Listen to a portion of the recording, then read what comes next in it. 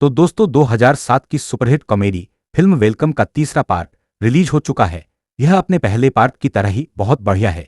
इस मूवी की स्टोरी और एक्शन तो शानदार है ही, ऊपर से यहाँ बॉलीवुड के कई सारे अच्छे एक्टर्स भी मौजूद है, जिनकी वजह से यह मूवी बहुत एंटरटेनिंग बन जाती है। Welcome to the jungle movie को शॉर्ट में एक्सप्लेन करूंगा, तो चलिए शुरू करते हैं। तो यह कहानी शुरू होती है और हमें सिन्हा नाम का एक बहुत अमीर बिजनेसमैन दिखाया जाता है, जिस उसका एक पॉलिटिशियन दोस्त यह बताता है कि अगर उनकी अपोजिशन पार्टी इलेक्शन जीत गई तो वह लोग सिन्हा की टैक्स की चोरी पकड़ सकते हैं। इसीलिए वह उससे पहले ही अपने ब्लैक मनी को छुपाने का कोई तरीका सोच तब सिन्हा अपने असिस्टेंट दुबे, अपनी बेटी जेनी और कंपनी के खास लोगों के साथ एक मीटिंग करता है और वह लोग कोई नया बिजनेस आइडिया सोचते हैं ताकि वह उसमें लॉसेस दिखाकर टैक्स की चोरी छुपा सके। तब दुबे एक महंगी फिल्म बनाने की बात करता है जिसका बजट 2000 करोड़ रुपये होगा और वह उसमें बेकार स्टोरी, बेकार एक्टर्स और बेकार डायरेक्टर रखेंगे ताकि मूवी फ्लॉप हो जाए और वह लोग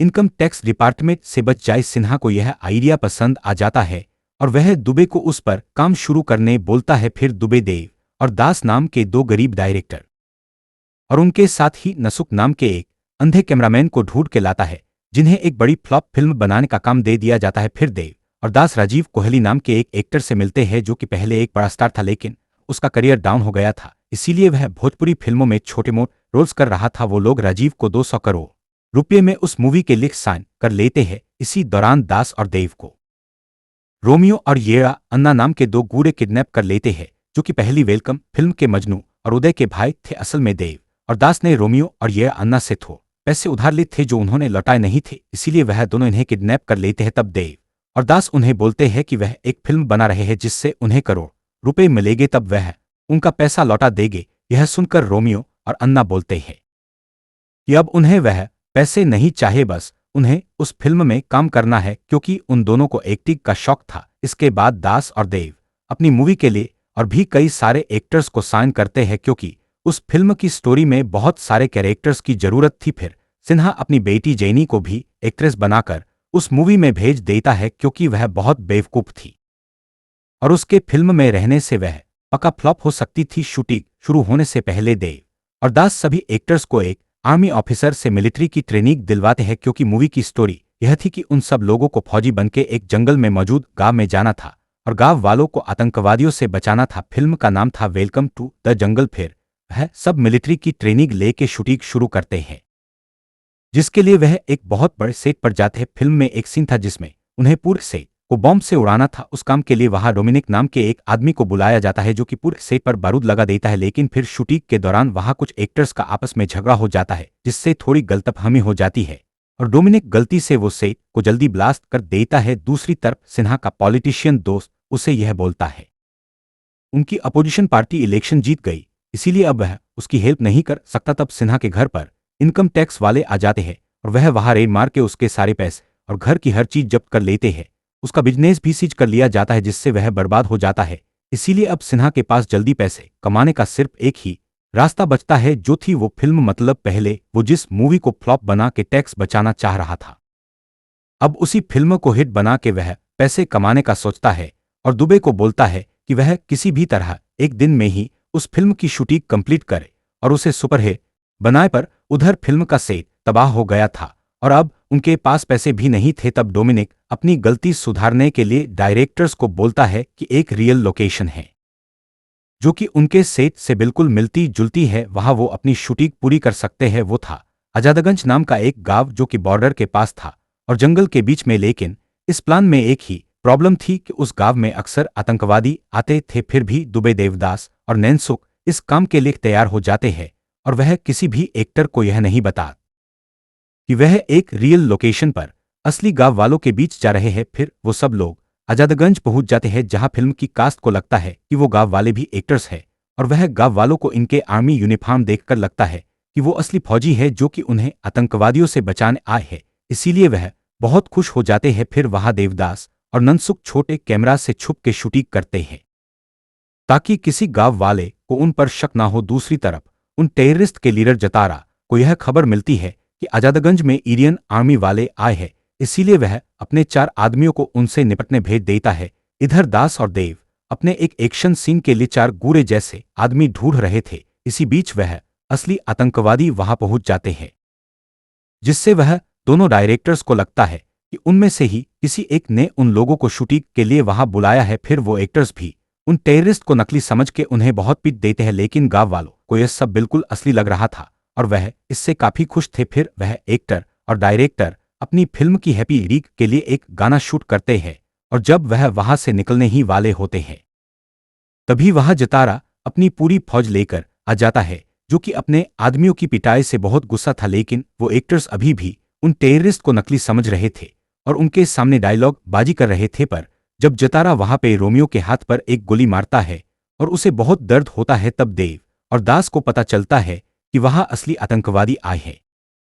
इसीलिए वह सभी एक्टर्स को यह बता देते हैं कि वो गांव वहां के लोग और वो टेररिस्ट असली है। यह सुनकर सब हीरो हीरोइन बहुत डर जाते हैं और वह जतारा से माफी मांग के उसे बोलते हैं कि वो लोग सोल्जर्स नहीं बल्कि एक्टर्स हैं और वहां शूटिंग के लिए आए हैं, इसीलिए वो उन्हें छोड़ दे। इसके बावजूद भी वह आतंकवादी उन्हें मारने का फैसला करते हैं। पर तभी उस गांव की एक औरत जोया, जिसे जतारा पसंद करता था, वह उसे बोलती है कि वो उन एक्टर्स को छोड़ दे, बदले में वह उसके साथ चलने के लिए तैयार है। जतारा इसके लिए मान जाता है और वो जोया को बोलता है कि वो शाम में उसे लेने आएगा। तब तक के लिए वह अपने कई आदमी गांव पर नजर रखने के लिए वहां छोड़ के चला जाता है। फिर मूवी के सभी वर्कर्स अपने हेलीकॉप्टर लेकर वहां से निकलने लगते हैं, लेकिन उनमें से आधे लोगों को यह लगता है कि उन गांव वालों को ऐसे हाल में छोड़ के जाना गलत है, इसीलिए वह उन्हें बचाने का फैसला करते हैं। पर राजीव और कुछ लोग इस मुसीबत में फंसना नहीं चाहते थे, इसीलिए वह वहां से जाने लगते हैं। तभी वहां पर जोया आती है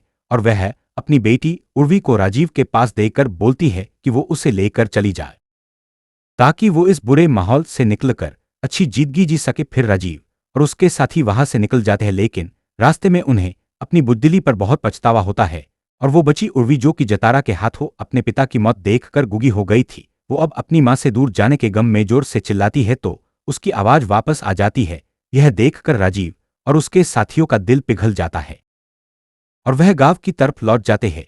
उधर आधे फिल्म वाले उन टेररिस्ट से लड़ना शुरू करते हैं, तभी वहां बाकी लोग भी आ जाते हैं और उनकी मदद करते हैं और वह सब लोग मिलकर उन आतंकवादियों को खत्म कर देते हैं। फिर वह जतारा से लड़ने की तैयारी करते हैं, लेकिन इतनी बड़ी फौज से लड़ने के लिए उनके पास हथियार नहीं थे। तब गांव के 2 आदमी, जो कि पहले उन आतंकवादियों से मिले हुए थे, वह सबको जतारा के हथियारों के गोदाम का पता बता देते हैं और उन फिल्म वालों को वहां लेकर चले जाते हैं, जो कि वहां से कई सारे वेपन्स और बॉम्ब निकाल लेते हैं। तभी उन लोगों को उस गोदाम के नीचे कुछ इरियन सोल्जर्स मिलते हैं, जिन्हें जतारा ने 15 साल से वहां कैद रखा था। उनमें से 3 थे कर्ण, अर्जुन और दुर्योधन, जो कि पुराने महाभारत सीरियल के ओरिजिनल एक्टर्स थे, और चौथा आदमी उनका सीनियर था विश्वजीत कोहली, जो कि असल में राजीव का पिता था और वह 15 साल पहले एक आर्मी मिशन के दौरान गायब हो गया था। तब वह सभी सोल्जर्स भी इन फिल्म वालों के साथ मिल जाते हैं और उस गोदाम को बॉम्ब से उड़ा देते हैं ताकि जतारा और उसके साथियों को हथियार न मिल सके। फिर वो लोग आजादगंज वालों को वहां से निकाल के बॉर्डर पार कराने की तैयारी करते हैं, क्योंकि वो गांव पाकिस्तान ऑक्यूपाइड कश्मीर में था और टेररिस्ट के कब्जे में था। इसीलिए अब वह सोल्जर्स आर्मी वालों को कॉल करके बोलते हैं कि वह जैसे ही उस गांव को खाली करेंगे तब वह वहां मिसाइल गिरा दे ताकि उन टेररिस्ट का नामोनिशान मिट जाए।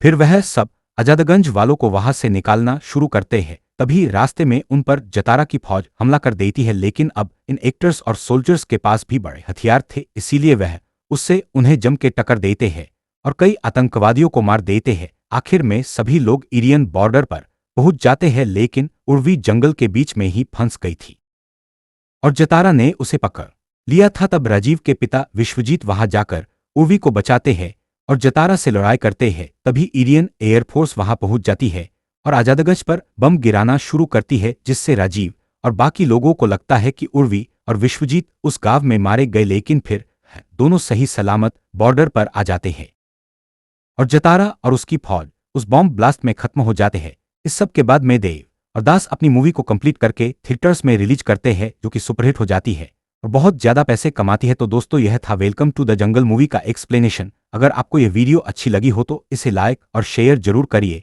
और ऐसी ही इंटरेस्टिंग वीडियोस देखने के लिए सब्सक्राइब कीजिए हमारा चैनल और इस बेल आइकॉन को दबाएं ताकि आपको हमारी वीडियोस सही टाइम पर मिल सके मिलते हैं।